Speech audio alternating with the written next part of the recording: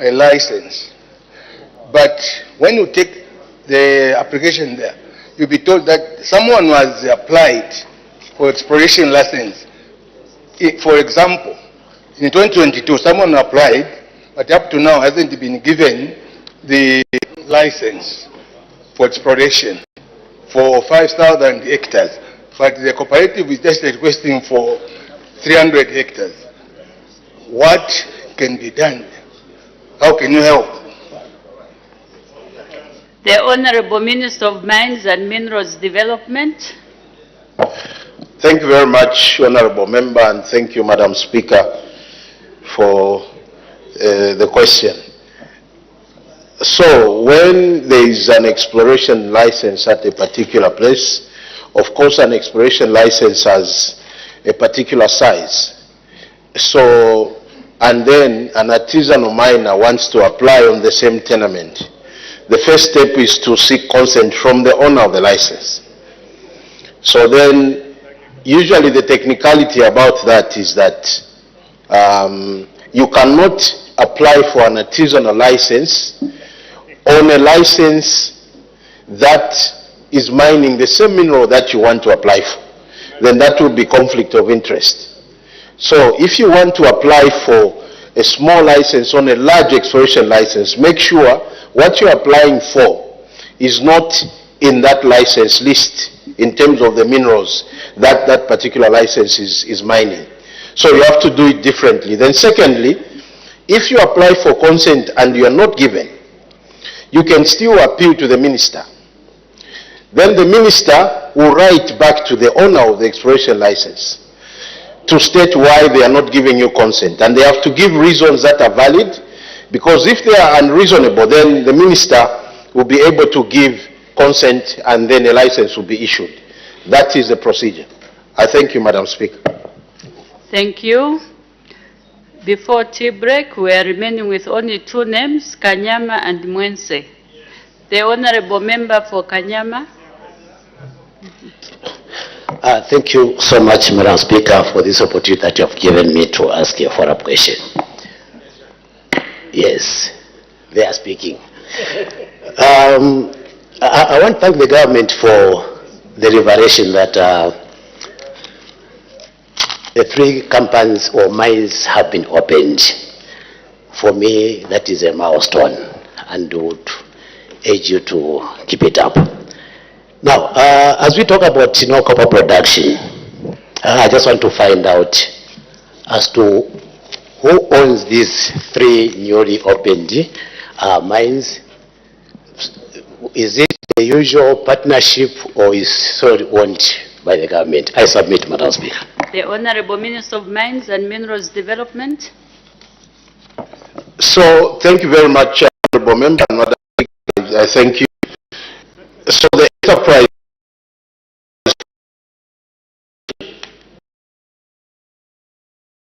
Zambian government is a shareholder in FQM. Then Imbula mine is owned by Moshiko Resources, and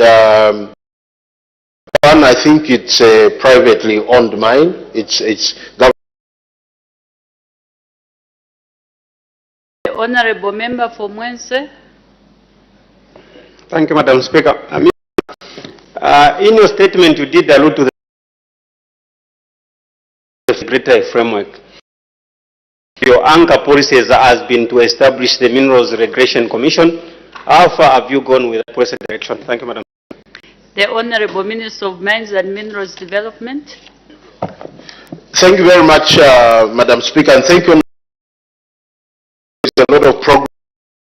A bill, His Excellency the President assented to the Minerals Commission bill, and now it's an act of Parliament. So now we are in the process of signing the commencement order. I think all systems are in place now to start the implementation of that very, very important, regulator. I thank you, Madam Speaker. Thank you. My apologies to the 3 honorable members. We have to make progress. Notice of motion. The honorable member for Wacha.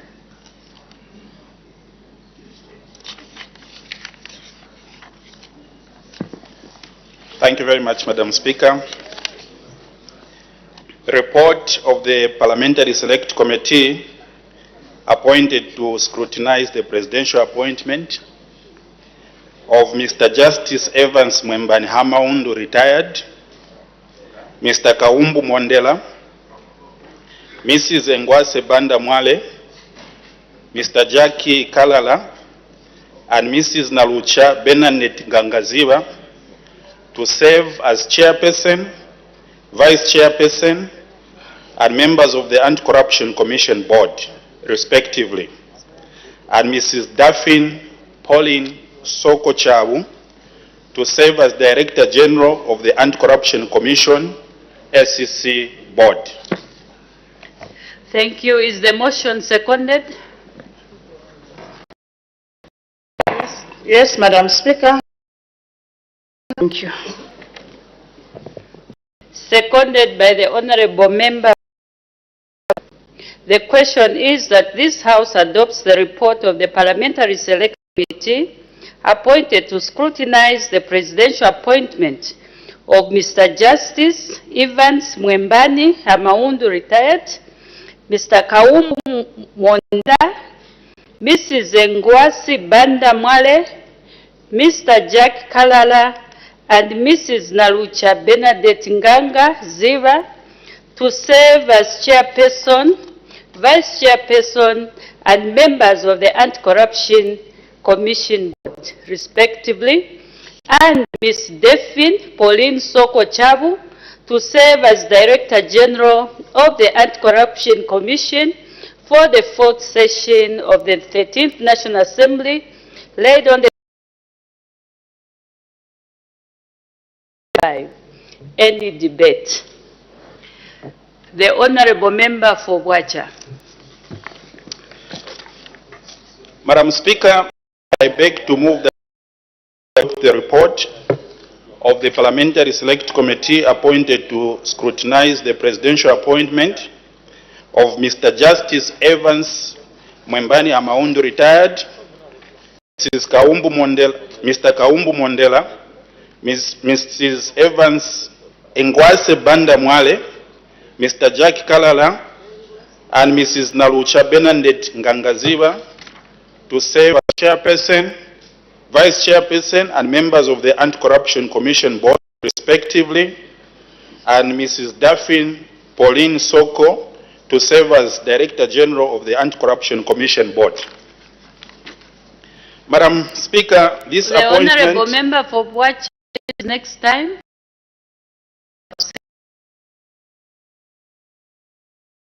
Madam Speaker, this appointment is made pursuant to paragraph 2(3) of the Schedule and Section 9 of Anti-Corruption Commission, Act number 3 of 2012.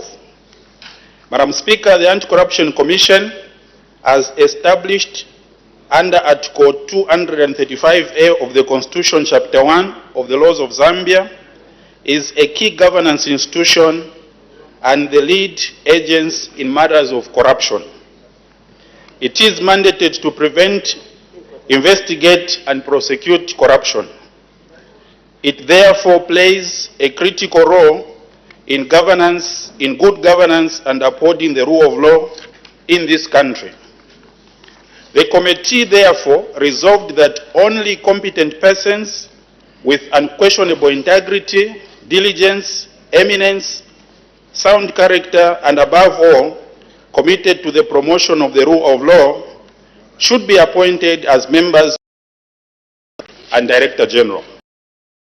The committee observed that all state security agencies did not find any adverse records against the nominees. Additionally, all the witnesses who appeared before the committee submitted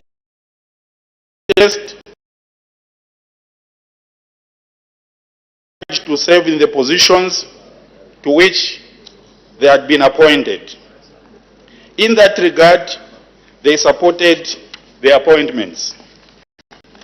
Madam Speaker, allow me now to briefly outline the findings of the committee of the nominees. 1. Mr. Justice Evans Mwembani Hamaundu, retired. The committee notes that the nominee has had a distinguished career in both the private and public service sector, with over 40 years of legal experience. He has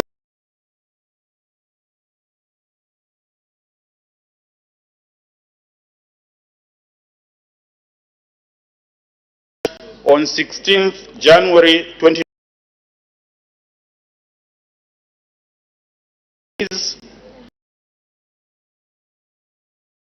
in the justice sector for appointment to Mr. Kaumbu Mwandela. The committee notes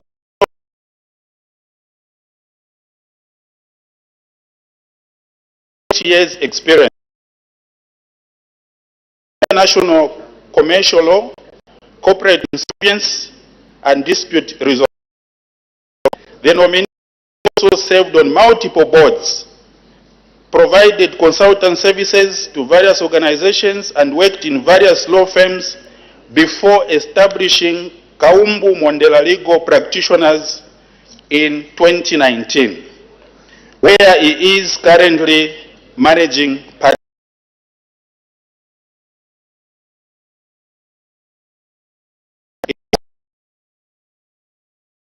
Makes him suitably qualified for appointment as Vice Chairperson of the Board. Mrs. Ngwase Mwale. The committee notes that the nominee has a strong background in business administration and governance, holding a bachelor's degree and a doctorate. She has held key leadership roles, including Executive Director of AGOC and Chief Executive Officer of Zambian Financial Sector,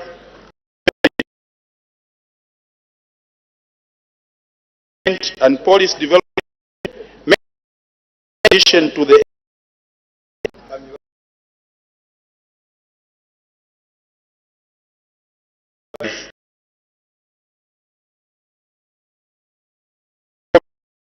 nominee experience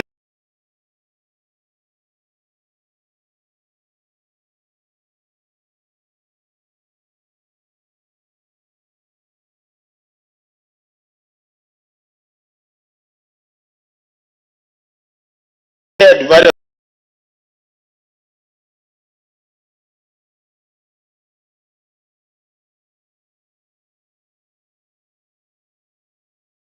drive was prioritized as raised to a national development agenda would add value to the current fight against corruption. Further, his governance and policy experience makes him suitably qualified for appointment as a member of the SEC board. Mrs. Narucha Benandet Nganga,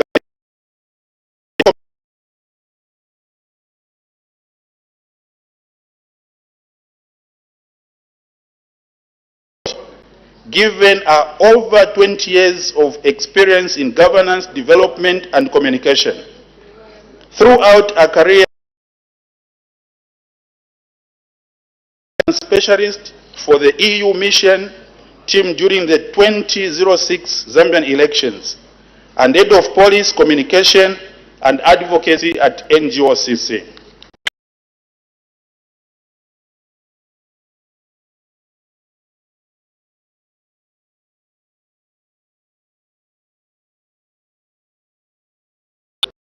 The leadership in governance coupled with expertise in and social justice qualified for the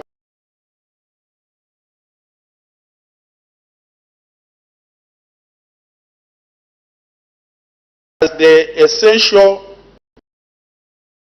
experience to serve as Director General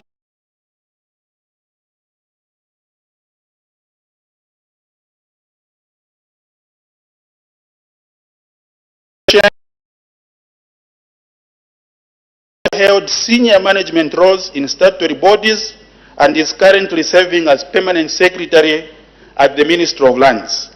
The committee is therefore satisfied that our extensive legal administration makes her a appointment as of the SEC.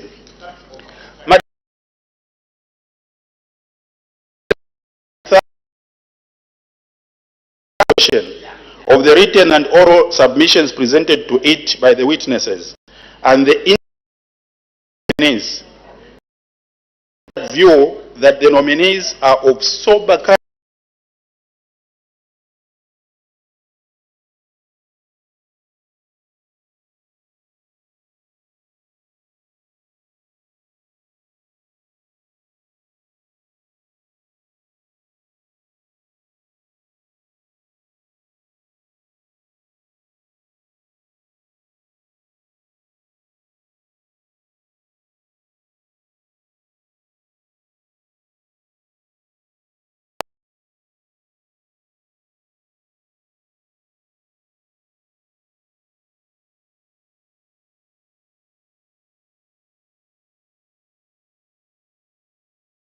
Madam Speaker, the committee wishes to express its gratitude to the stakeholders who appeared before it and tendered both oral and written submissions.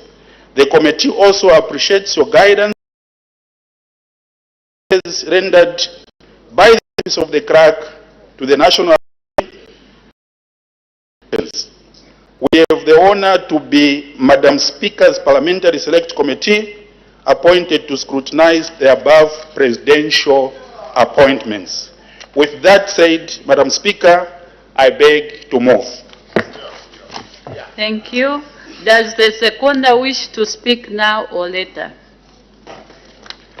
Now, Madam Speaker. The Honourable Member for Kabwe Central. Thank you so much, Madam Speaker, for according me this opportunity to second the motion the floor of the House as outlined by the... I also thank the mover of the motion.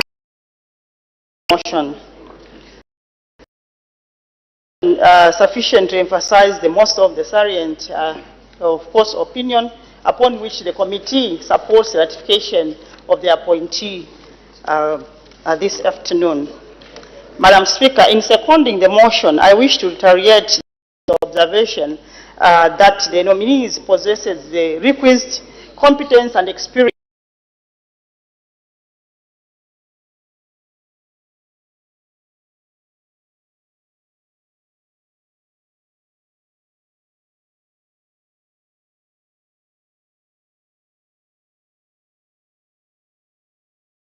it was also the economy of the country. The deadly effect of corruption mainly is experienced by reduced economic growth and development, increased poverty and inequality, and also lack of infrastructure, increased debt of the country. Therefore, I want to applaud the appointing authority for choosing these well-qualified men and women to serve in these various positions. Madam Speaker, corruption is experienced in the short and in the long term. And you find that in the long term, it's become so deadly. If there's anyone 10 years who used these words that posterity will judge the government, said it rightly. Because the corruption that happened before, 10 years ago, we are experiencing and we are feeling it now. You find the economy and the cost of living is high because of what transpired 10 years ago. Even now, we can rightly say that if we do not put right men and women of high standards to fight corruption, posterity will judge us as UPND. So it's the right time that now right men and women are put in right position. Therefore, Madam Speaker, I wish to approve the appointing authority persons with unquestionable integrity, diligence, eminence, sound character, and above all committed were appointed to serve in these positions. Of course, Madam Speaker, the committee also noted that there are some witnesses mentioned had pointed out that the DG to be had an affiliation with the ruling party, UPND. But I'm confident, I'm happy that the same people who intimated that the DG had an affiliation with UPND, they have qualified the same DG highly, that she is competent and she is suitable for this particular position. This is very gratifying for me. I understand that there's no one who has no support of any political party of some kind. That's why when we go to vote, everyone has got their own candidate of choice, meaning everyone in Zambia has got their own political party which they affiliate to. But what is very important is the qualifying, the integrity, the experience that is of integrity that we are looking for in any nominee. Madam Speaker, while the committee also noted these concerns, of course I've said it's very gratifying that these men and women that were appointed are of distinguished for our country. Madam Speaker, I also want to reiterate the committee's observation that the constitutional requirement of gender equality coming from Article 259, 1B, where it requires that the appointing authority should make sure that citizens of Zambia. However, also the committee notes that coming from the Constitution Article 259, 1C, where the appointing authority has to make sure that youths and people with disabilities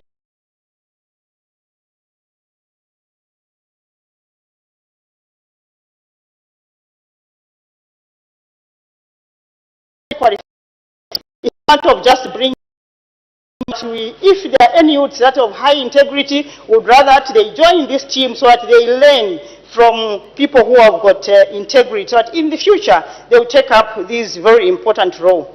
But I'm also happy to note that among the appointees, we have got some that are in their 40s, meaning that at least they are near to the youthful. So they will be very important in the fighting against corruption.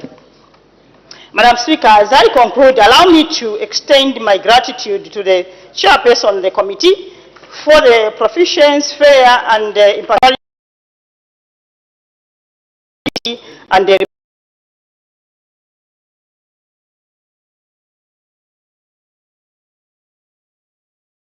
who really deliberated the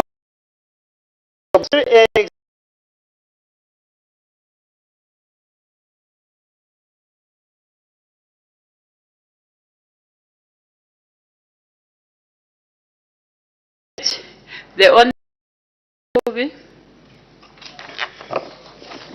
Thank you, Madam Speaker. I realize that we are because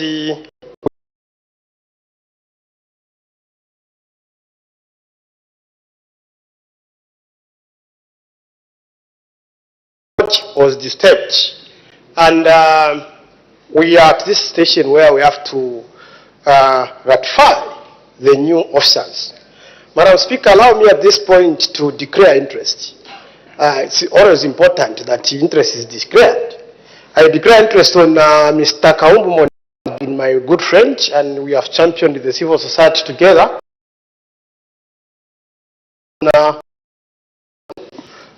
Who is my sister, in a way.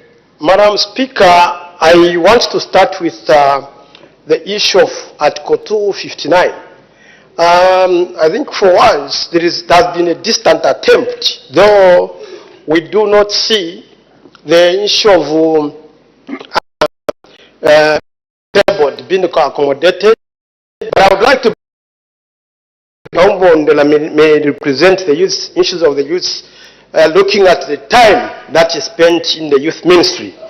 Madam Speaker, having said that, in accommodating Article 259, I want to say,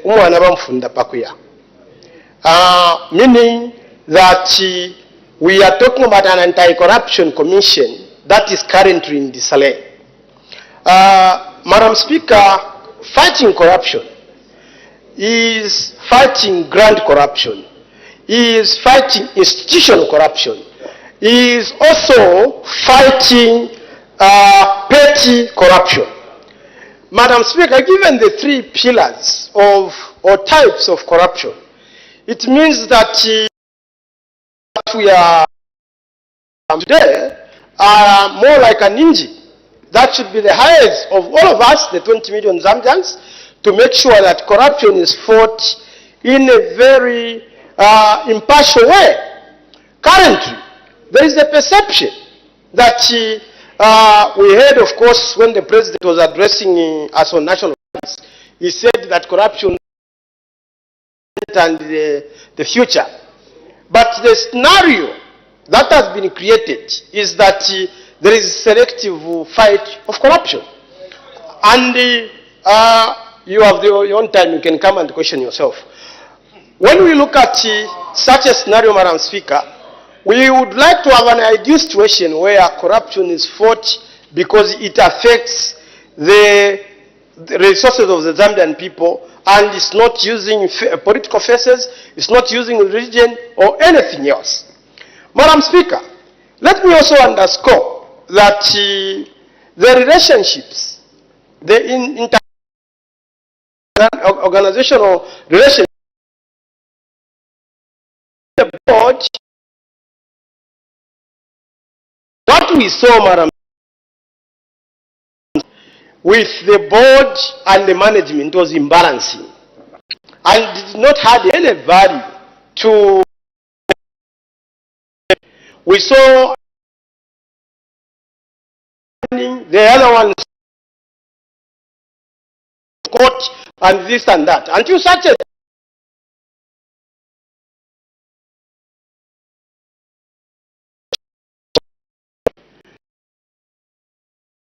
there is also institutional corruption. And if there is institutional corruption as a type of corruption, we don't. And as I said earlier, that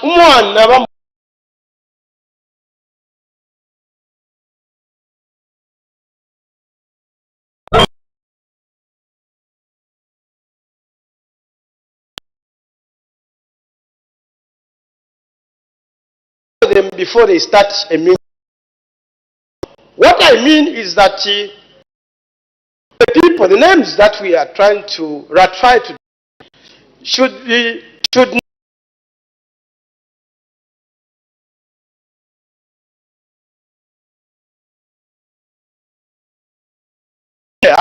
if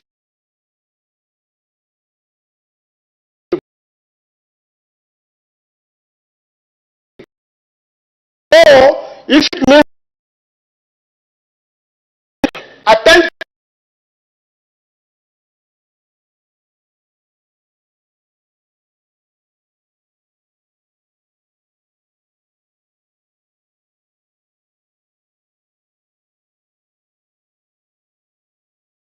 we have also had the questionable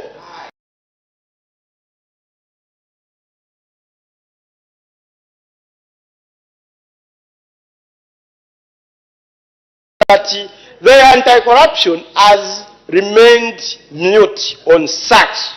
And yet the president, what comes from the president to me is an instruction. It's policy.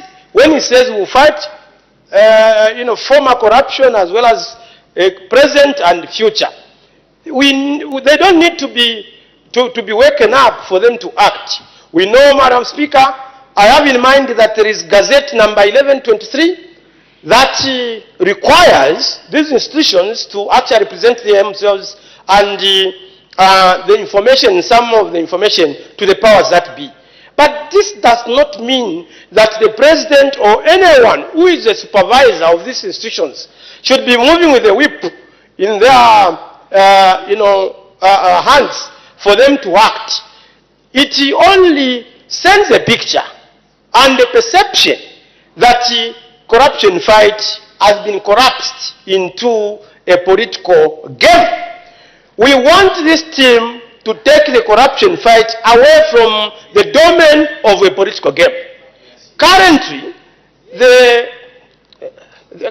Madam Speaker, can I be protected from this Minister of Youth? Order, Honorable Member. In fact, I was attentively listening to your debate.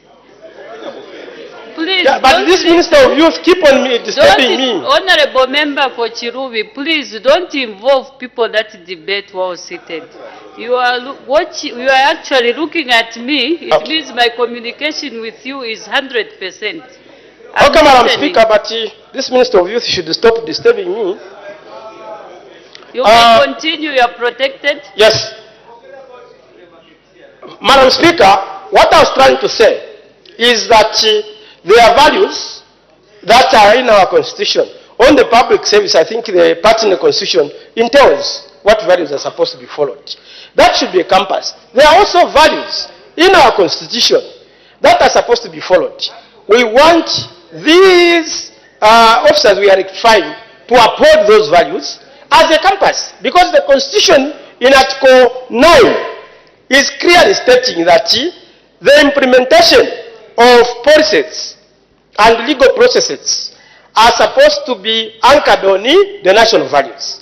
And what I expect as a citizen from this team is not for them to start arguing who got involved in corruption when they are anti-corruption. I expect them to implement to the fullest, so that every Zambian can see them as a mirror of integrity, can see them as a mirror of morality. Madam Speaker, having said that, I would like to thank, as I support, though with my support, I would like also to note that one of the nominees has been passing a lot of political commentaries in the newspapers. I don't want to mention the name. That nominee should abstain from that behavior. Thank you, Madam Speaker. The Honorable Member for Nyimba. Thank you, Madam Speaker. Madam Speaker, let me just add a few words on these appointees by the President, which we are ratifying today. Corruption, it's a cancer, and we all know that. And what has happened recently, Madam Speaker, is that a good number of people are affected. Either somebody is accused or is involved in corruption. Looking at the names which have been submitted, Madam Speaker, I'll pick few names. I've got no complaint about the names, and those who have been picked up, who have been appointed. But we need to call a spade, Madam Speaker. Mr. Jack Karara has been there in a lot of boards. He has aided a good number of institutions. I think it's time we also have new names coming up, because when you have same people holding up offices every time, it brings that mistrust from the public. This is the institution which does not need anyone to compromise. We don't need any compromise in this institution. Madam Speaker, this is an institution where we need leaders with character, leaders who can unite the nation, leaders who can prosecute without looking at the face of a person. Madam Speaker, I know during the social medias when these names came out, my interest would be on the Director General who has been appointed. It's good that we're having another lady heading up a very serious institution. And many times ladies, they don't look at face because they believe that each and every person was born from a woman and he has to be protected if that person is innocent. And my advice to the incoming Director General of anti-corruption is that she needs to build public trust in the institution, because this institution lately, Madam Speaker, has got a lot of question mark over it. I know the person coming from where she's coming from, Copperbelt, Madam Speaker. This is a person who knows that using this act, using this law, where the prosecution fails to prove a case in court, they use the act, the forfeit of properties, where properties have been grabbed from people, those who have worked hard. Some of them, yes, we know they have stolen, Madam Speaker. There's no question mark about that. But there are those we know that even before they joined politics, they had the properties which are being grabbed.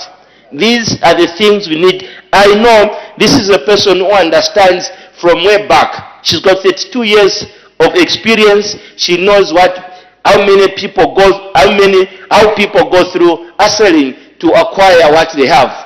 Madam Speaker, it doesn't mean when I'm a politician today, automatically I've become a thief. No. There are people who need to be prosecuted, and they are sitting because they don't make noise, they are not there in the press, they don't debate in parliament, they cannot say anybody, they cannot contribute to the political space. And they are very corrupt.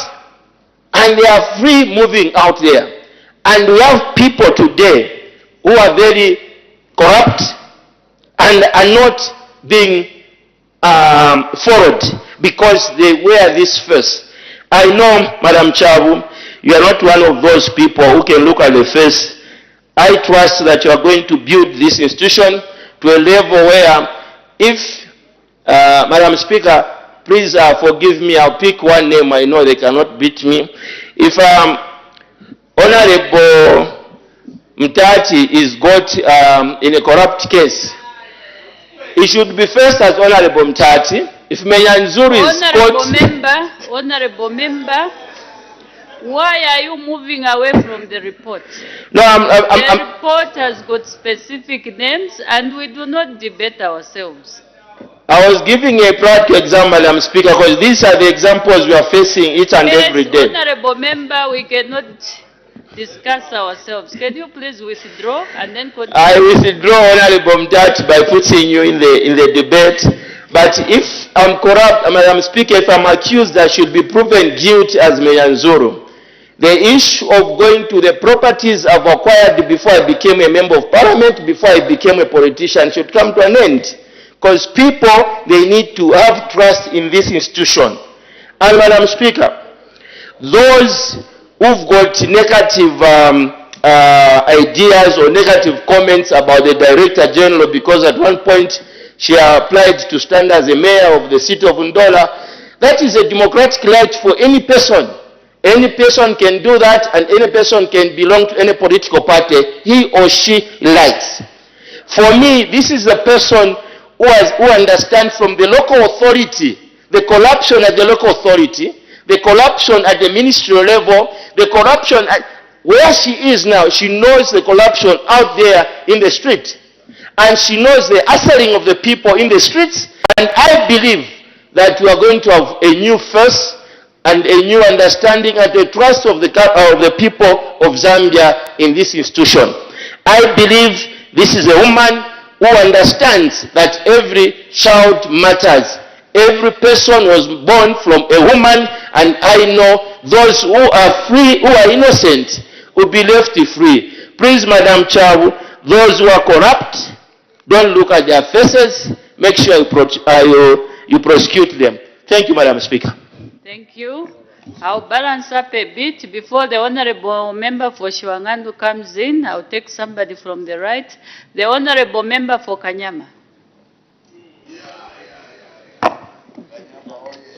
Thank you so much, Madam Speaker, for considering people of Kanyama. Madam Speaker, looking at the report of your committee, I think it's straightforward, and it's just by procedure that it needs to be debated, brought into the House. But otherwise, they have done a commendable job by looking at the recommendations, where they're saying the appointing authority has taken into consideration the legal aspects or requirements that people who are supposed to be appointed in those areas possess the requisite qualifications. Then the laws has been followed to the latter, though there are other observations that probably I want to emphasize. Indeed, Zambia is governed by the laws, meaning whatever is embedded in the statute books should be actually actualized. We are talking about the youngsters to be part of the government system. That hasn't been taken care of like the committee has observed. I'm so happy in 2-4 and everything's fine. However, Madam Speaker, looking at the other recommendation where they're talking about the ACC Act not adequately supporting the ACC board. These are matters that as the executive brings these issues into the House so that we can look at the amendments, we want to avoid a situation where there is no defined roles that either a commission or a board will perform. Hence, you find crashes and people start using their powers. No, do you know who I am? Do you know who appointed me? Why? Because of the laws that governs, that gives them functions. So as we look at that committee, that will be given the mandate to look at the recommendation that has been brought out in this report. We really need to sit down critically and look at those issues so that we avoid such crashes. Madam Speaker, with those few remarks, I submit. Thank you. The Honorable Member for Shiwangandu. Thank you so much, Madam Speaker, for allowing me to make a few comments on the motion ably moved by Honorable Mshanga of ratifying a list of citizens to serve on the board of Anti-Corruption Commission and also Director General for the Anti-Corruption Commission. Madam Speaker, it's not long ago when we again sat in this August House to scrutinize and ratify another set of eminent citizens to go and serve at this institution called the Anti-Corruption Commission. And of course, there were a lot of expectations and assurances were given that those eminent citizens that we ratified were going to discharge their duties. We are back on the same exercise. Why? Because of the challenges that were experienced between the board and the management of the, and we saw people resigning, dissolved. So it will be prudent to hear from the appointing authority how the environment is now, so that as we are ratifying these office bearers now, we are assured that what we witnessed with the past board and the executive is not going to recur at the institution. It will be very important, Madam Speaker. Madam Speaker, the learned judge, retired judge who has been appointed to go and be chairperson of the board, of course, has had the experience at the other arm of government, the judiciary, and he has progressed through the systems. My call to him to SCC is in the officers that are coming through the mill of that institution, so that they can progress to become director generals of that institution, because that's how they motivate these public servants who invest their careers in these institutions. Because getting people from outside the institution, you are like pressing a caveat on the prospects of those eminent officers who have been serving the institution for many years, with institution memory, with a lot of experience. So the chairperson should strive to ensure that he gives confidence to those officers who have been working for this institution for many years. I have looked at the CV of the incoming Director General, former current PS at the Ministry of Lands. Yes, indeed, as did that of their assure us that she is a professional with ethics and caliber, and those who have worked closely with her attest to this fact, and we expect that she will be equal to the task in ensuring that she also realizes potential in those officers that she's going to find at the institution, so that there is harmony between office of DG and those officers who are there, who also could have a chance to become director generals. Madam Speaker, there's a nominee who is not new to this August House, eminent citizen, Mr. Jack Kalala. Nothing personal about him, but he has been to this August House to be ratified on other boards. He was, as I think, board chairperson for ZNBC, where his services were terminated. And in this report, I will quote, Madam Speaker, just to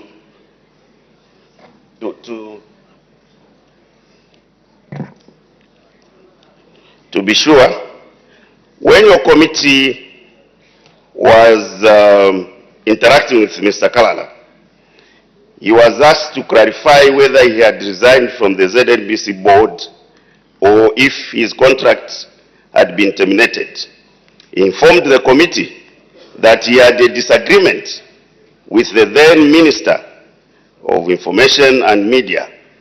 This led to the termination of his appointment.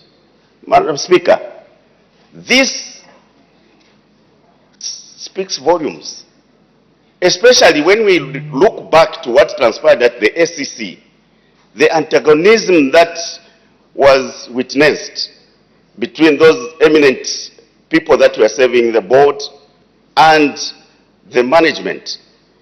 And you get a person who is confessing that his services were terminated by differing with a minister. It should worry us, Madam Speaker. Why?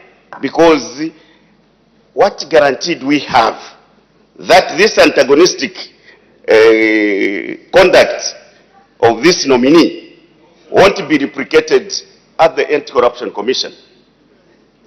There are so many citizens, Madam Speaker, who could be appointed to do the work that we are requesting the senior citizen to be appointed. He has served his time. He is an eminent citizen. He has been an advisor to the president. So time should come when people should say, now is for me to rest and guide from the background. So I find it a challenge, Madam Speaker, that here we ratified this senior citizen to go and serve on the board of ZNBC, where his services were terminated on account of being in disagreement with the former minister. What guarantee do we have? Especially that, Madam Speaker, we saw what transpired at the Anti-Corruption Commission. It would have been important to just find another nominee to replace the senior citizen on the board. Last, Madam Speaker, is to just encourage the officers who have been serving that institution for a long time, that indeed they should be hopeful, because everybody wants to excel in their careers. And so they shouldn't feel that by being ignored, by not being identified to run the institution, they should feel discouraged. It's just to encourage them that, obviously with the pleas that we are making, and I think the chairperson of the board has listened, they will start grooming people from the institution who should then go up the top and also have an opportunity to run the institution. Madam Speaker, with these few words, I support the report with this exemption that I made on the nominee. I thank you, Madam Speaker. Thank you. The Honorable Member for Luena. Madam Speaker, thank you very much for the opportunity to debate this motion in support of the appointment, some of them to the Board of Commissioners of the ACC, and also the appointment of the Director General.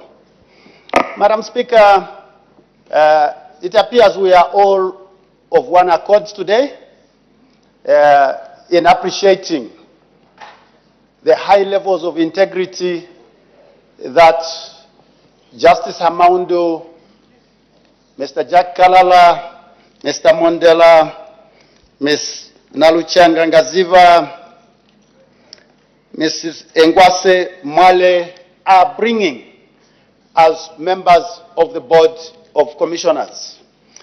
And of course, the incoming Director General, currently serving as a PS, who shall be the Chief Executive Officer as per the ACC Act, and brings that strategic focus to this very, very important institution. Madam Speaker, the color of corruption today is not the same as it was 20 years ago. The levels of sophistication have increased, and therefore it requires men and women who also are able to rise to the occasion, who also are able to raise their levels of understanding in order to effectively fight the scourge of corruption.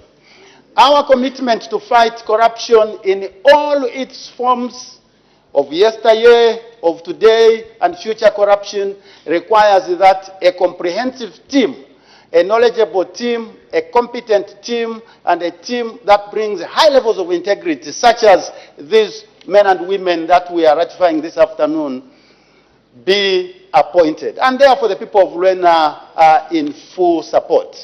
Madam Speaker, I note that the committee, in its observations and that there is lack of clarity in terms of what the functions of the board are and what the functions of the commission in terms of the commission executive are, and therefore they are urging the executive to amend the ACC Act. The people of Luena would want to submit that maybe we need to just appreciate that actually here we are not appointing people to the board, but we are actually ratifying the board of commissioners. So these are commissioners. As a commission are the functions of the ACC as a commission, because they are commissioners. So it is their responsibility to carry out the functions of this commission. So I just wanted to indicate that on behalf of the people of Luena, we think that the current framework is adequate. What is needed is for them to take on the fight, to take the bull by its horns. And we would like to suggest a few things that as the incoming Director General and the new commissioners take up office, they might want to consider. Number one, Madam Speaker, we would want to appeal to them to invest in intelligence gathering. Because fighting crime, especially white-collar crime, cannot be done without a strong system of intelligence gathering. And for that to be done effectively, we would like also to appeal to them to invest in bringing in more financial experts on board. I know that the incoming Director General has a lot of experience in working with other stakeholders, and therefore that experience she brings to the Institute of Chartered Accountants, at the Auditor General, and the other finance institutions will be very key. And so the kind of intelligence that they should be gathering must be one that will minimize on fighting corruption through megaphone strategies. Rather, a more tactical approach is what should be encouraged. We also would want to encourage them to identify where there is need to strengthen the legal framework. In this case, Madam Speaker, we sometimes notice that procuring entities, as we know, procurement is one of the biggest culprits when it comes to these issues of corruption. So procuring entities will tick all the boxes and seemingly following all the procedures. So by the law, no law or regulation would be broken. But in the end, the country would have lost huge sums of money because of the nature of how some of these contracts are actually signed. So once it's agreed, it is a done deal, and it would have followed all the processes and procedures. We think that there is need to consider criminalizing reckless decision-making in this country if we are to fight corruption, seriously so. We cannot have the situation where an item that is supposed to cost 5 million, you end up spending 15 million on it, but yet all the processes were followed. All they will tell you is we had 3 quotations, the procurement committee made and they looked at the potential suppliers, and they settled for this one, therefore the law was followed. We need to be looking at value for money, and that's why the issue of intelligence gathering we mentioned earlier becomes very, very crucial. So we need to be following the trail, follow the money, and not just the paper trail. If we follow the money, we will see and we will be able to close the loopholes which are sometimes being exploited to the detriment of the society that is supposed to benefit from some of these public bodies. But more importantly, the ACC Act also requires the ACC to look at corruption both in the public bodies and in private bodies, so everywhere in the society. Sometimes we think that corruption is only a problem when it happens in the public sector, when in fact the issue of it takes two to tango is what is almost always at play in these situations. So strengthening that institution would never have been done at a better time than it is being done now. And so we welcome the appointment of these nominees, and the people of Luena support their ratification. Yeah. With these few words, Madam Speaker, we thank you. And the people thank you. The Honorable Member for Chiengi.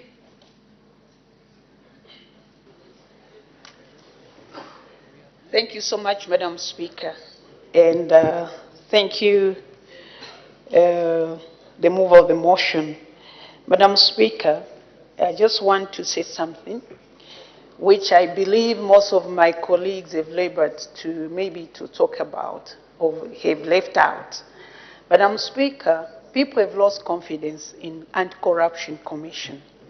They've lost confidence because it seems to be a tool which can only investigate politicians. I'm one of the citizens who is so embarrassed when I think of anti-corruption, because this anti-corruption commission will go and arrest the person without all the investigations, without coming to conclusion to have evidence, so that when this person is taken to court, the person indeed will be convicted. Madam Speaker, only politicians. Now, look at what is happening in the private sector. I'm yet to be given a list of people who've been arrested from the corporate world or just outside there. A lot has been happening, Madam Speaker. My colleague has just talked about contracts which are being given using, I would say, using CDF. Madam Speaker, this is where I'm expecting the anti-corruption to come in. Yes, these councils will follow the ZPPA, whatever act and the rules and whatever. But look at the quality of these projects. You agree with me something is wrong. Look at the pricing. You agree something is wrong. If you hear somebody has been unfortunate, has been arrested by commission, then that person may be differed with someone. Look at how many cases that we have regarding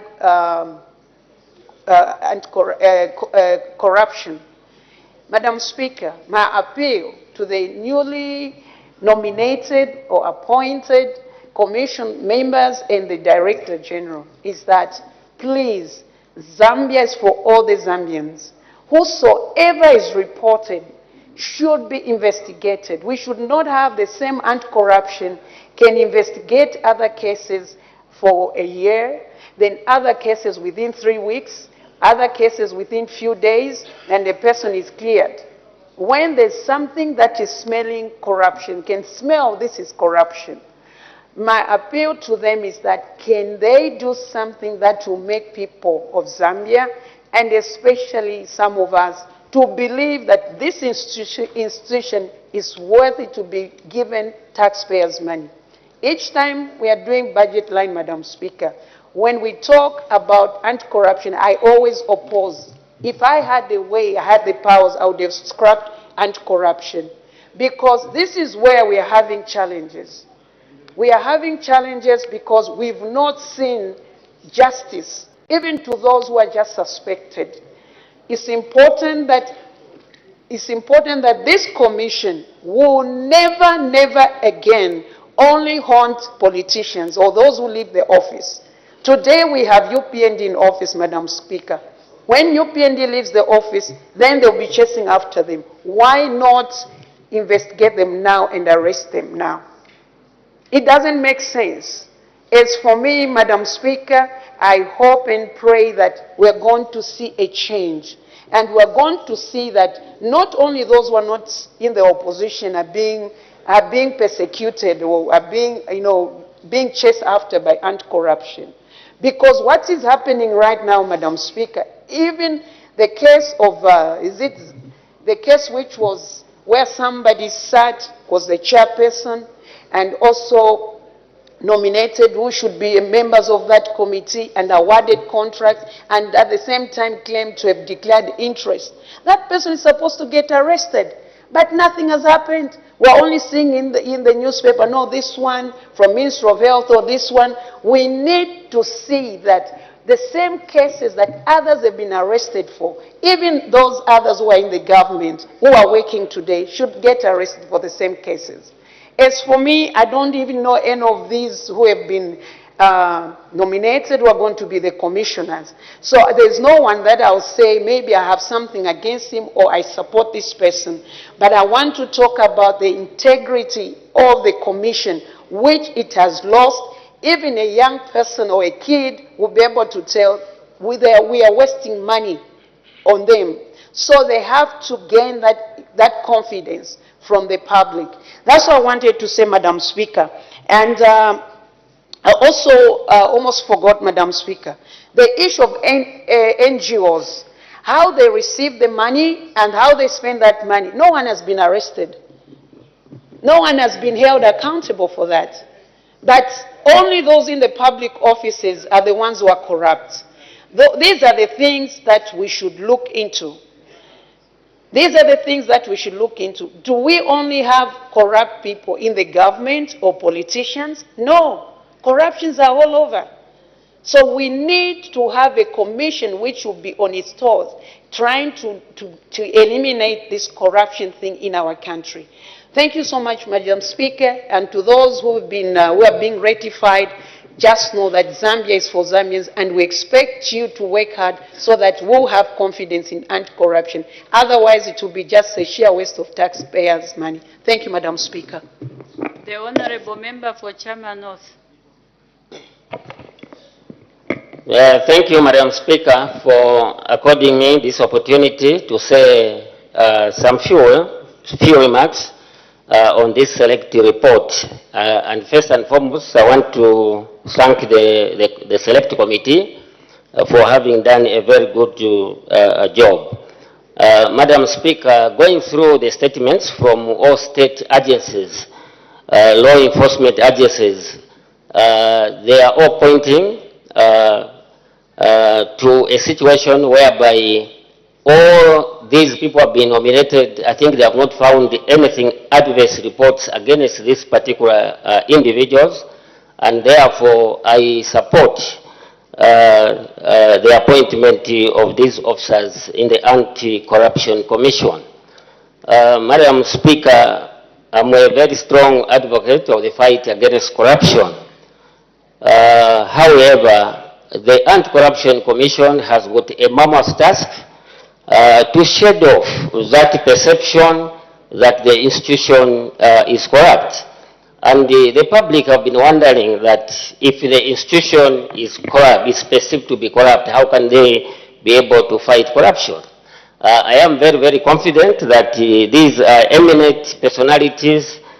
Some of them, I know them at a personal level, and I feel that they possess relevant qualification and experience for them to contribute strongly in the fight against corruption. But I want to say this to the board and also the Director General, that let's not use state institutions to settle political scores, because it is a fact that some of these institutions could be used actually to settle political scores. So that's why it is important that we build strong institutions of good governance which are able to provide effective checks and balances to those in authority. Madam Speaker, I always like quoting what President Obama had said on 17th July 2009 when he addressed the Ghanaian Parliament in Accra, that Africa does not need strong men, but Africa needs strong institutions of good governance. And as long as we don't create strong institutions of good governance, we'll be changing governments every time. The Anti-Corruption Commission will start investigating those people who have left office instead of investigating past present corruption. That way we'll be moving in the right direction. Madam Speaker, I also want to urge the Anti-Corruption Commission that we have seen that the resources are going to constituency level, and these CDF funds will continue to increase maybe every year. So the Anti-Corruption Commission should think of decentralizing their operations, because at the moment their presence is only at provincial level. You find that before the local authorities award contracts, someone from the Anti-Corruption Commission has to travel from Chipata to come to Chama, to go to Kalabo, just to go and sit on the tender committee, which I believe that is very, very costly. But if we have these officers in all districts, I think we'll be taking the fight against corruption at a very high level. I've also noticed that cases are taking too long to be prosecuted. I'll give, for example, one officer from Chama Town Council who was put on forced leave more than 3 years ago. This person is receiving a salary, but up to now the Anti-Corruption Commission has not taken that person to court. Now, if there is no evidence against those individuals, why don't we clear those individuals than keeping those people on the payroll for 4 years? Meanwhile, these people are not being taken to court. Madam Speaker, my colleague MP for Nyimba spoke about the issue of forfeiture of proceeds of crime. This is a very good law, but I feel that this law is somehow being abused because we are only targeting Zambians. We have a lot of foreigners in this country who came very poor. But today, if you go around Lusaka, go around the Copper Belt, what the wealth which they have, one wonders where they are getting money from. And the Anti-Corruption Commission, the Drug Enforcement Commission, don't even follow these particular individuals. But if it's a Zambian, you'll find that the Anti-Corruption Commission moves in at a supersonic speed to arrest these individuals. I still believe that I think the burden of proof must be on the state to prove beyond reasonable doubt that Mr. ABCD stole money from this for this person to buy this property.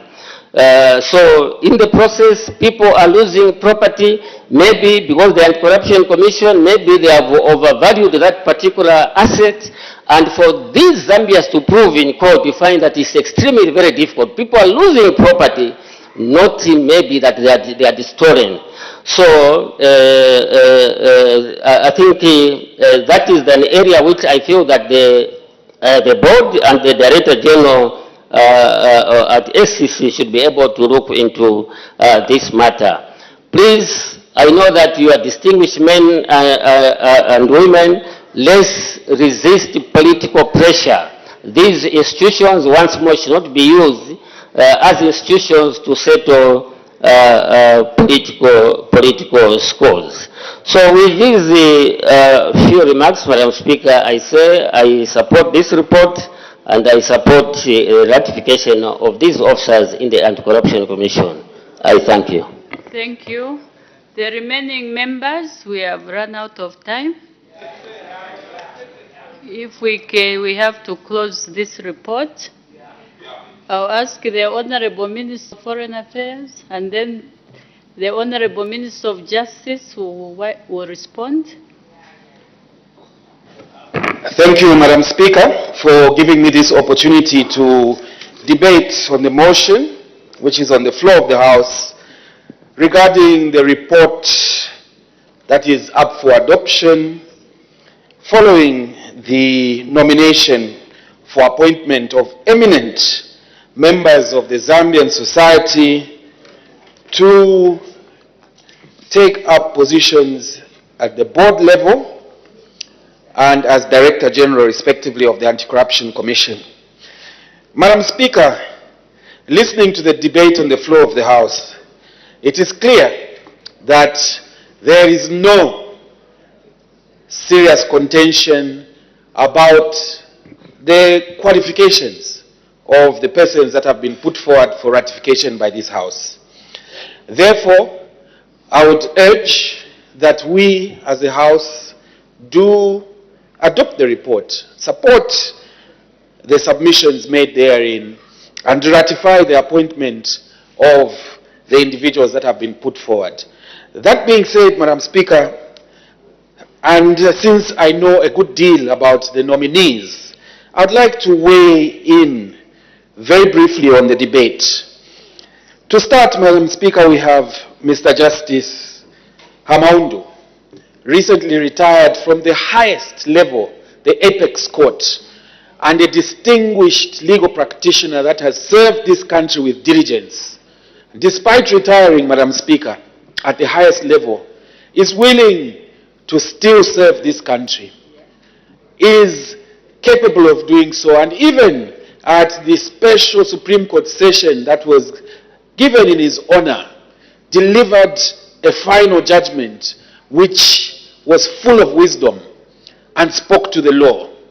Clearly, this individual, in the name of Mr. Justice Hamaundu, is the correct choice for appointment to the board of the Anti-Corruption Commission. His service to this country speaks of one of the key qualities that are required of persons who serve at that institution, which is integrity, professionalism, and ability to serve. Madam Speaker, there can be no question that Honorable Justice Hamaundu deserves ratification by this House.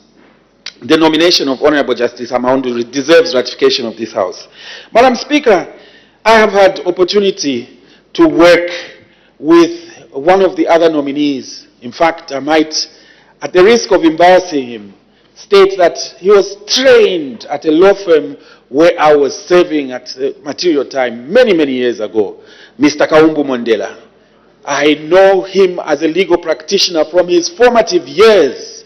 And again, without question, the level of intelligence exhibited by this nominee throughout the time that I had the opportunity of working with him speaks volumes. And Madam Speaker, today I have a very strange situation where I'm on the floor and I honor the Vice President needs to pass. So I'll really quickly summarize my debate on this very important motion on the floor of the House. Again, I will not belabor the point.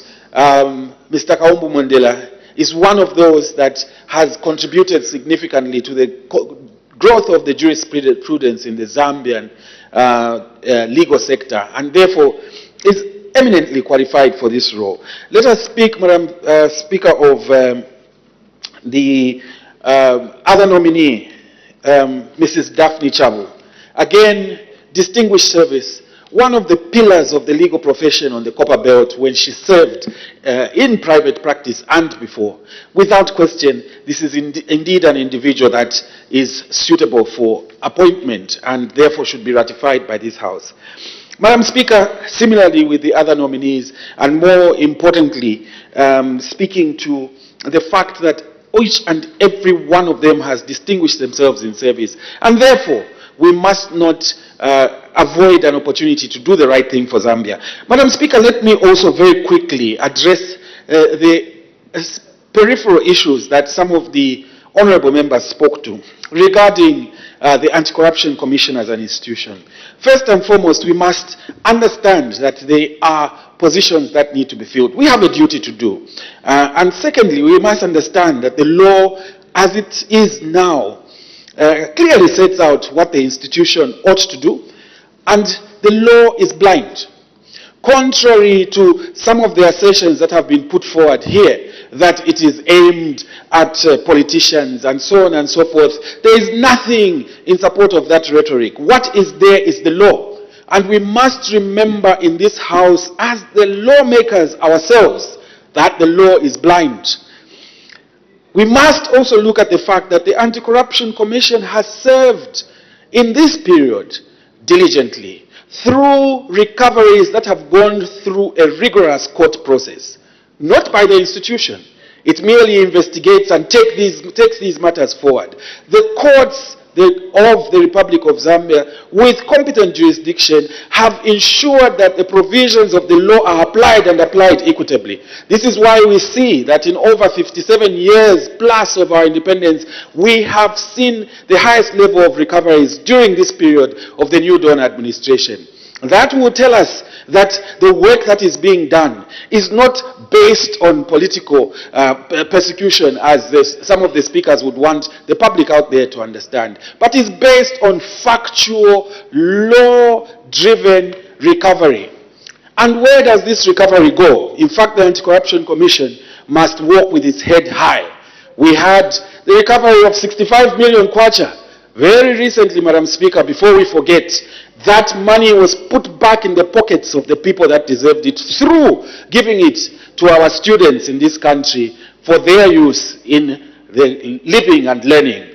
Similarly, we recovered through the Anti-Corruption Commission, Madam Speaker, certain assets that were given again back to the people, our students, as hostels, so that we could alleviate the suffering in terms of the lack of accommodation. This is the basis why we say this institution needs to push even further in terms of the work that it has done by bringing these people of integrity on board to take up the mantle from where the previous people who served, who were also of integrity, left off.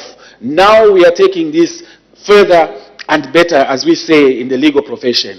Without question, Madam Speaker, we need not belabor this point before this House. The people of Zambia are watching us. We have a duty, and that duty is to ratify the appointment of the nominees. Madam Speaker, I thank you. Thank you. The Honorable Minister of Justice.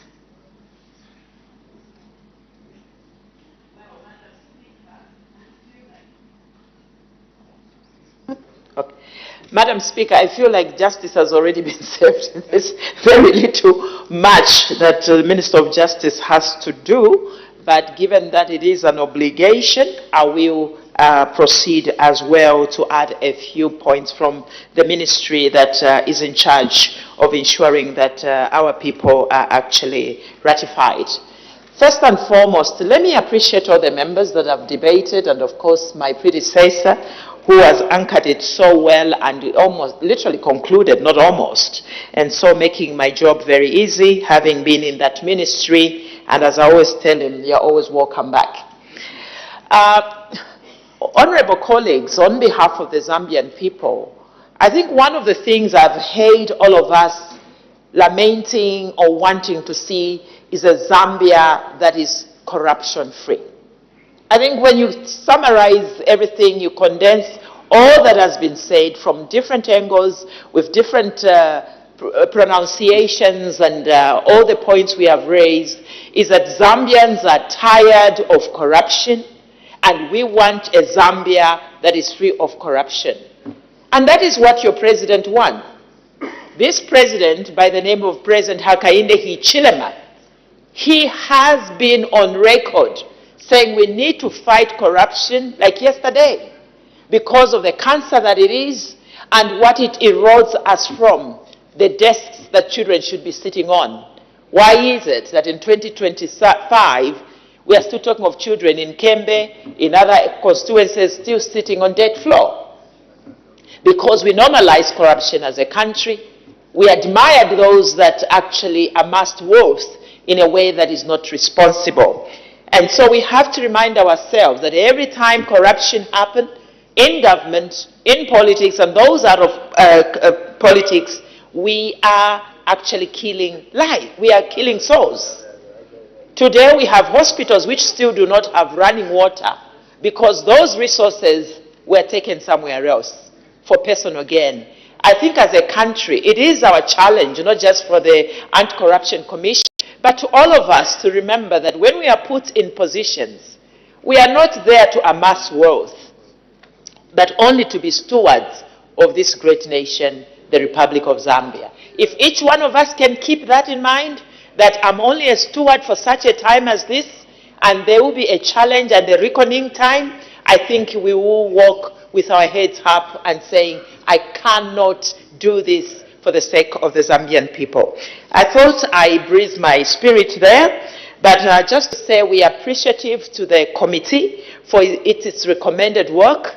And as you saw, the committee already actually did say these are the right people, not only the commission, but also the Director General who will be in charge. And it gives us a great honor as a government to hear the report that has come from the selected committee, and indeed to see another woman being given the responsibility, so that we normalize that women are just as capable as our men, especially in a very high patriarchal society. And so, to the girl child out there, it is an encouragement that you can do it. And indeed, fighting corruption is not easy. As one of my colleagues said, it is something that you have to fight at a grand scale, at an institutional level, and indeed some of the petty crimes, but also not just for those in public space or government or politicians, but also in the private sector. So, Madam Speaker, indeed these appointments have come highly recommended, as we have heard from all the speakers that have gone ahead of me, so I'm jumping a lot of my notes, and really the role that we have to do as it relates to us as members of Parliament. So on behalf of His Excellency, the President of this Republic of Zambia, the Great Republic, I have taken note, in particular as the Minister of Justice, but also indeed on behalf of the Zambian people, some of the concerns that you members have raised on behalf of your people, so that we will continue to have and aspire for a Zambia that is free of corruption. Our government's position is to continue to reaffirm our commitment to address the concerns that have been raised on this floor, and indeed some of those that may have been raised in the report in itself. And also, we are going to continue committing to the alignment of the legislation, such as the forfeiture of proceeds of acts, to enhance good governance and indeed an environment that has best practices. Ladies, or should I say gentlemen, my fellow colleagues, honorable members, the forfeiture of proceeds of crime is very critical for our nation, because for the longest time we saw that people were actually indicted or prosecuted for crime. 2 years later, 3 years later, they are out of prison and they go and enjoy the very proceeds that they were prosecuted upon. So this aspect of fighting corruption, to ensure that the proceeds of crime are actually forfeited and given to the rightful owners, is the way to go for us as Zambia. Because we cannot fight corruption and leave the proceeds with the people that took those assets, resources from the people. We have to take it back where it belongs.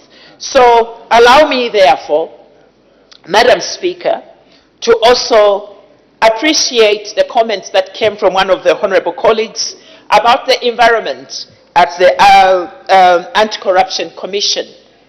We wouldn't be here if we as a government, we weren't concerned about the happenings of the previous commissioners and the happenings with the commission itself. And hence you can see that we do not just say things, but we do the work of what we commit to. So you can be rest assured that as we strive for good governance and indeed a free, corrupt society in our country for the sake of the generations to come, we have to ensure that the right people at the helm of Anti-Corruption Commission and indeed the one that will be running it from an operation point of view. I can go on, Madam Speaker, but like already alluded to, a lot of work, a lot of comments, a lot of good points have already been brought to this House. So, on behalf of the Government of the Republic of Zambia, and indeed on my own behalf through the Ministry of Justice, I just want to say I am grateful and indeed appreciative to your office, Madam Speaker, and indeed to all the members who were from different political parties, but because of oneness as members of Parliament, did constitute the selected committee that scrutinized these presidential appointments and indeed for their comprehensive appraisal as well as the work they did. We are grateful and we want to say thank you very much. Thank you, Madam Speaker. Thank you. The Honourable Member for Wacha wind-up debate. Thank you very much, Madam Speaker, for the opportunity in winding up this debate on the floor of the House. Allow me, Madam Speaker, to thank Honourable Chrysosta Arwindi Piri for seconding the report and in the able manner that she seconded the report. I also thank Honourable Fube, Honourable Menyani, Honourable Chinkuli, Honourable Kampyongo, Honourable Anakoka, Honourable Katuta, Honourable Mutayachalo, and the Minister of Foreign Affairs, Honourable Mulambe Hahimbe, Honourable Kasune, Minister of Justice, for all your contributions during the report on this floor of the House. I also take this opportunity, Madam Speaker, thanking all my colleagues, members of the Select Committee, for the teamwork that was exhibited during the sittings of the committee. Allow me, Madam Speaker, as I conclude, to wish all the members of the Anti-Corruption Commission Board and the Director General we are about to ratify as a House God's strength, grace, and blessings as they serve this nation through the Anti-Corruption Commission. I thank you, Madam Speaker. Thank you. I put the question. The question is that this House adopts the report of the Parliamentary Select Committee appointed to scrutinize the presidential appointment of Mr. Justice Evans Mwembani Hamaundu, retired, Mr. Kaumbu Mondela, Mrs. Ngwisa Banda Mwale, Mr. Jack Kalala, and Mrs. Nalucha Bernadette Nganga Ziba to serve as chairperson, vice chairperson, and members of the Anti-Corruption Commission Board, respectively, and Mrs. Daphne Pauline Soko Chabu to serve as Director General of the Anti-Corruption Commission for the 4th session of the 13th National Assembly, laid on the table of the House on Wednesday, 19th February 2025. As many as are of that opinion say aye.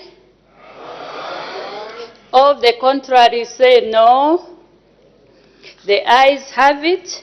The question is resolved in the affirmative. Her Honor the Vice President, adjournment. Madam Speaker, I beg to move that the House do now adjourn. The question is that the House do now adjourn. Any debate? Any objection? The question is agreed to. The House is now adjourned.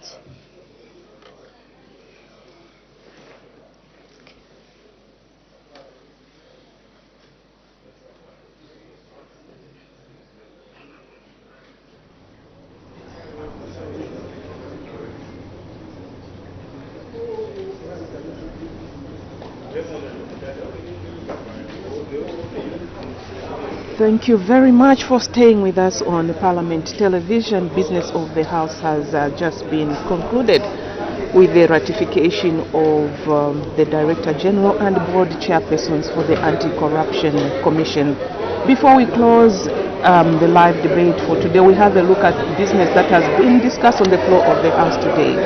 And indeed, at 14:30 hours, when business commenced, we had 4 announcements that were made on the floor of the House by Madam Speaker.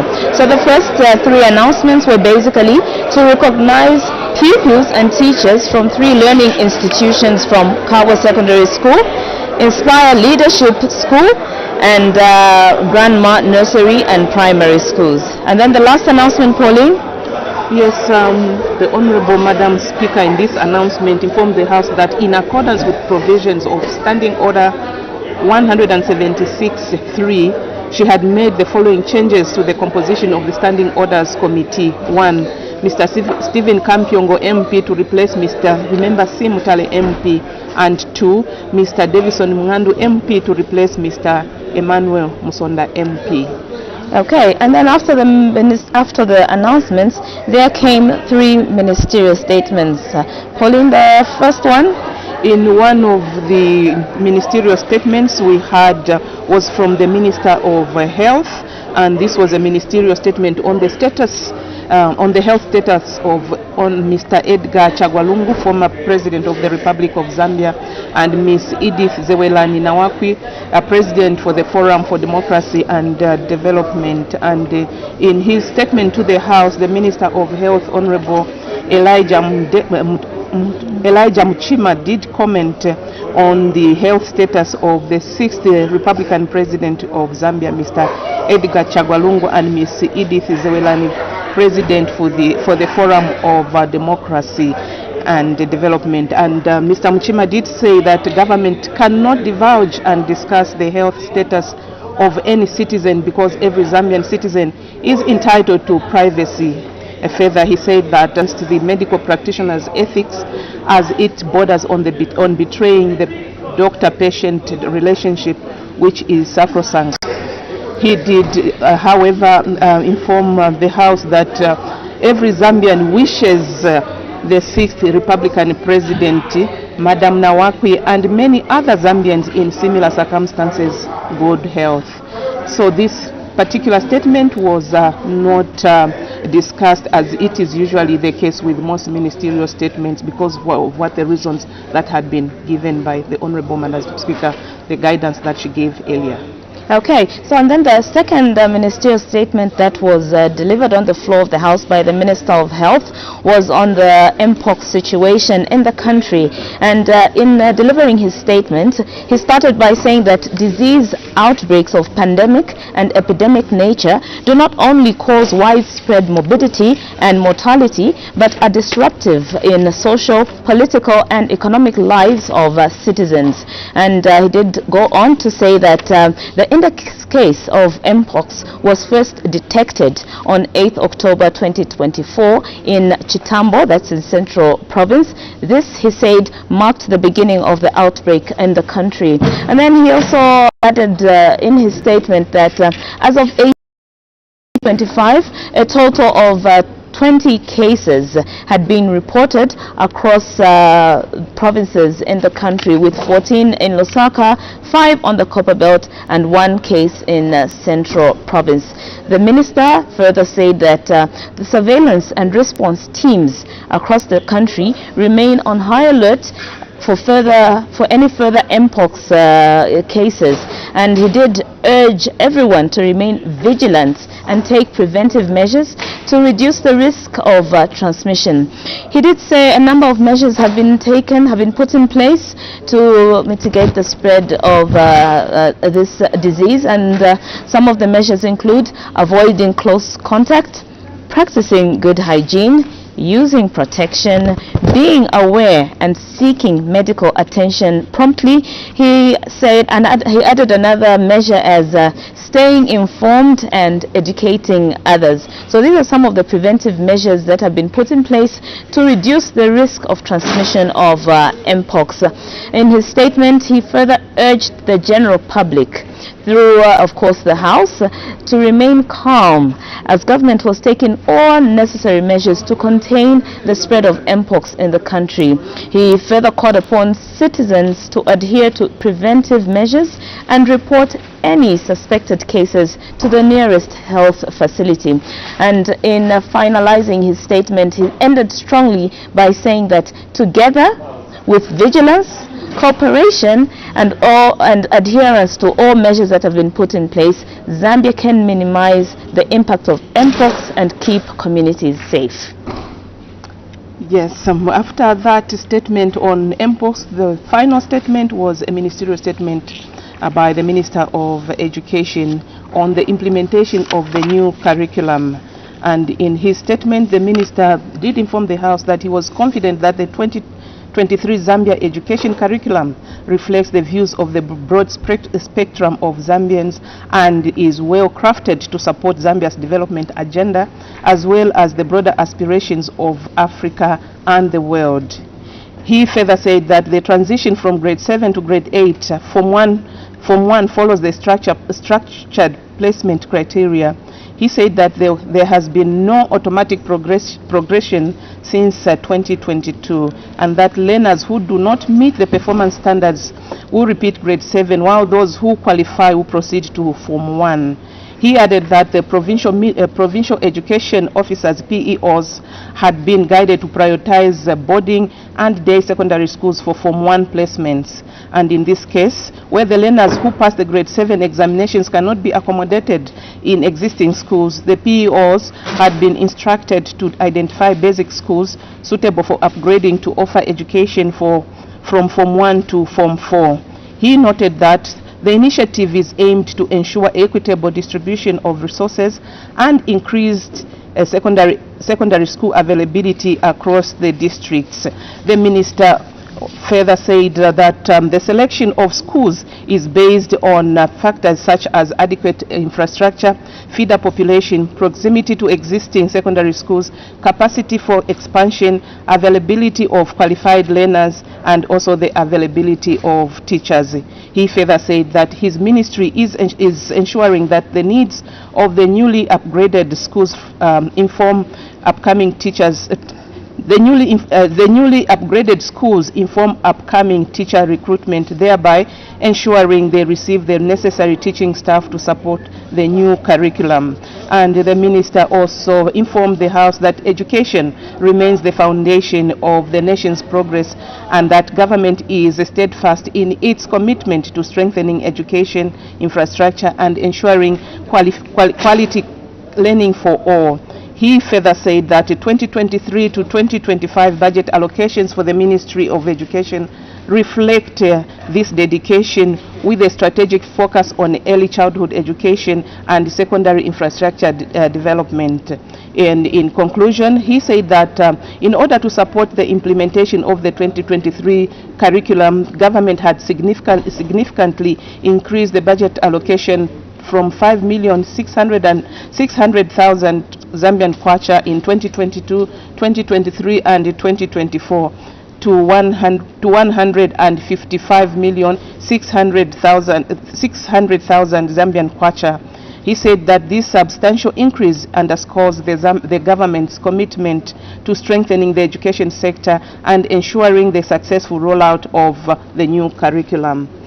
Thank you very much, Pauline, for that. And indeed, thank you very much to you, our dear viewers, still locked into Parliament TV. And we hope that you did enjoy deliberations that took place on the floor of the House today. Of course, not forgetting the deliberations we aired live, those deliberations that took place in the Committee on Local Government Accounts. So that was just a summary of the ministerial statements that were delivered on the floor of the House. So after consideration of those ministerial statements, we had two questions for oral answer.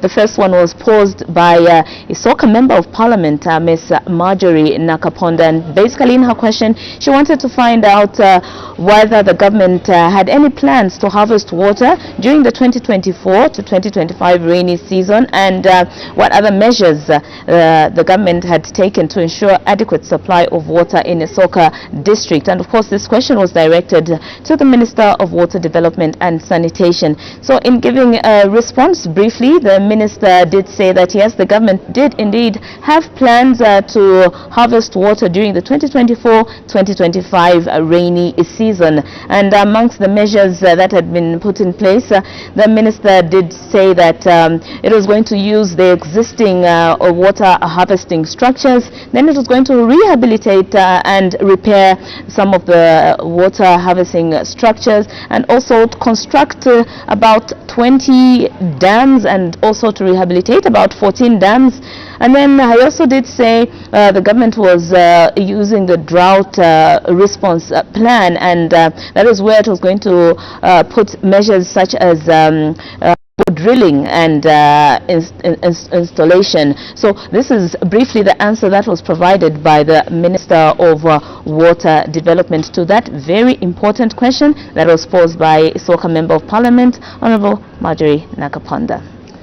Yes, Muta, from Muchinga, we move on to Western Province. We have a question coming from Kalabo Central Member of Parliament, Mr. Chinga Muyutu, and he directed his question to the Minister of Mines and Minerals Development. He wanted to find out what the country's annual copper production was as of December 2023.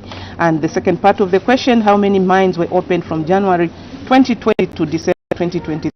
And the third part of the question, what measures had been taken to increase copper production. And in response to this question, the Minister of Mines indicated to the House that a total number of 698,566.8 tons of copper had been produced as of December 2023. And in terms of the number of mines that had been opened from 2020 to 2023, he indicated that the 3 copper producing mines had been opened, whilst one was a nickel mining company which had been opened. And the measures that had been taken to increase copper production, the minister indicated that they were in the process of strengthening regulatory and institutional frameworks, as well as maintaining a stable physical regime as ways of and means of increasing copper production. And from that, we had a motion that was moved by Kabwe Central, rather not Kabwe Central, but Wacha Member of Parliament, Mr. Sidney Mushanga, and this was a report of the Parliamentary Select Committee. Okay, so yes, indeed, that is a motion that was moved by Wacha Member of Parliament, Mr. Sidney Mshanga, and of course this motion was seconded by Cabo Central Member of Parliament, Ms. Chrysosta Halwindi. So this motion was basically to urge the House to adopt the report of the Parliamentary Select Committee appointed to scrutinize presidential appointment of Mr. Justice Evans Hamaundu, retired, Mr. Kaumbu Mondela, Ms. Ngwase Banda Mwale, Mr. Jack Kalala, Mrs. Nalucha Bernadette Nganga Ziva to serve as chairperson, vice chairperson, and member of the Anti-Corruption Commission Board, respectively, and Mrs. Daphne Pauline Soko Chavu to serve as Director General of the Anti-Corruption Commission, ACC, for the 4th session of the 13th National Assembly,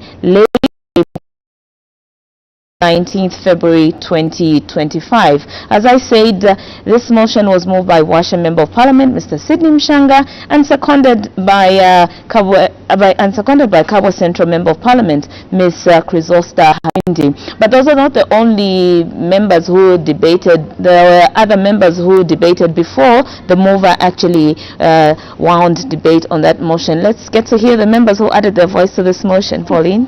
We had the voice of Chiluvi Mulengafuve. He added his voice to this debate.